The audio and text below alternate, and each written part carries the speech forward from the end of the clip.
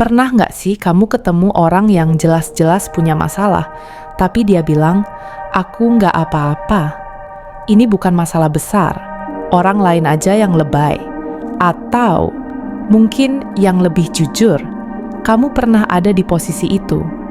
Hari ini kita mau bahas satu hal yang sering disalahpahami, tapi sangat manusiawi. Denial. Kenapa ada orang denial? Kenapa justru tentang masalahnya sendiri? Dan kenapa kadang orang denial itu bukan karena keras kepala, tapi karena terlalu sakit? Karena yang jarang dibahas adalah ini, denial itu bukan tanda kebodohan. Denial itu bukan pura-pura. Dan denial itu sering bukan pilihan sadar. Denial adalah cara jiwa bertahan saat kenyataan terasa terlalu berat. Dan kalau kamu pernah denial atau sedang menghadapi orang yang denial, video ini buat kamu.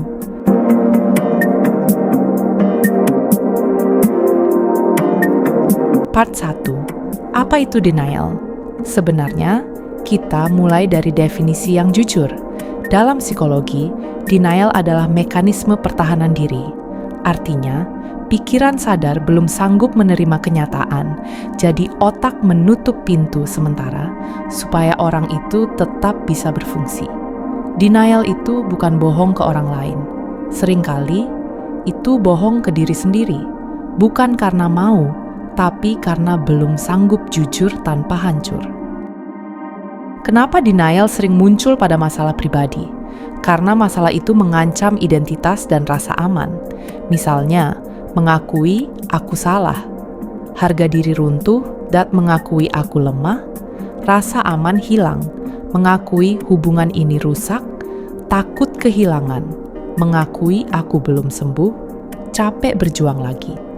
Otak manusia paling takut dua hal, kehilangan rasa aman, kehilangan identitas diri.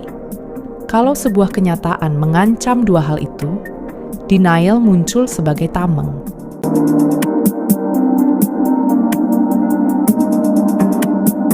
Apa yang terjadi di otak saat denial? Sekarang kita bahas yang jarang dijelasin saat seseorang menghadapi kenyataan yang terlalu menyakitkan. Amigdala aktif. Ini bagian otak yang mendeteksi bahaya. Dan buat otak, rasa sakit emosional itu ancaman nyata. Otak masuk mode fight, flight, atau freeze. Dan denial itu bentuk freeze. Kalau aku nggak akui, mungkin aku aman. Prefrontal cortex melemah sementara. Bagian otak yang logis dan reflektif kalah. Makanya orang denial bisa terlihat nggak rasional, defensif, keras kepala. Padahal sebenarnya, dia sedang kewalahan secara emosional. Ini bukan kurang logika. Ini kelebihan rasa sakit. Siapa yang paling sering denial? Yang menarik, denial sering muncul pada orang yang terbiasa kuat, lama menahan luka, jarang didengarkan, hidup dalam tekanan, takut mengecewakan orang lain, takut membuka luka lama. Makanya ironisnya, orang yang kelihatannya paling kuat, seringkali paling lama denial, karena dia tidak pernah belajar. Aku boleh rapuh dan tetap aman. Kenapa orang denial marah? Saat diajak sadar, pernah nggak kamu niat baik, ngajak seseorang sadar, tapi malah dimarahin? Itu karena saat kamu mengajak dia sadar, tanpa sadar, kamu sedang membuka pintu luka, mengganggu pertahanan terakhirnya, memaksanya melihat sesuatu yang belum siap dia lihat. Makanya reaksinya bisa marah, defensif, menyalahkan, meremehkan, menghindar. Bukan karena kamu jahat, tapi karena rasa sakitnya belum punya wadah. Tanda-tanda seseorang sedang denial. Beberapa tanda denial yang sering muncul, selalu menyalahkan keadaan atau orang lain, meremehkan masalah. Ini biasa. Menghindari topik tertentu. Bercanda saat topik serius.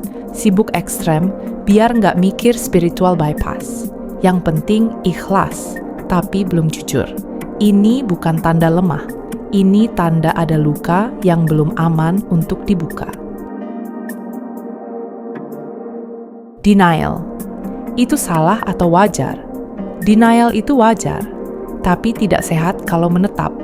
Bayangkan, denial seperti obat bius, dipakai sebentar, menyelamatkan, dipakai terus, merusak. Masalahnya bukan karena seseorang denial, masalahnya kalau dia tinggal di sana terlalu lama dan hidupnya berhenti.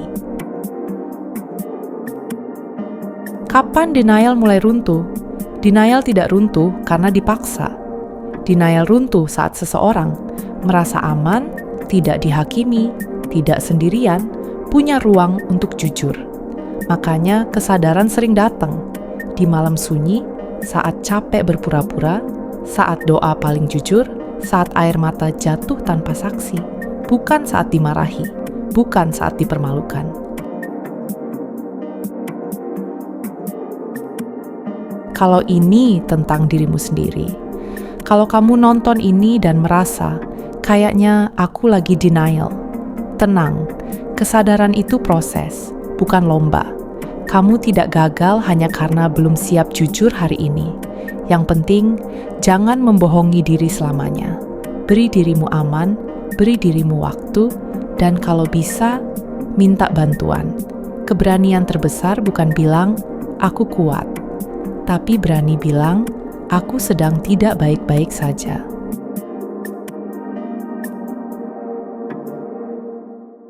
Banyak orang denial bukan karena tidak mau berubah, tapi karena belum tahu bagaimana menghadapi sakitnya tanpa hancur. Dan saat seseorang akhirnya berani melihat kenyataan, itu bukan tanda kelemahan, itu tanda jiwanya sudah cukup aman untuk sembuh. Kalau video ini terasa relate, jangan lupa like, subscribe, dan share ke orang yang mungkin sedang berjuang. Dan aku mau tanya di komentar, menurut kamu, apa hal tersulit untuk diakui dalam hidup? Terima kasih sudah mendengarkan.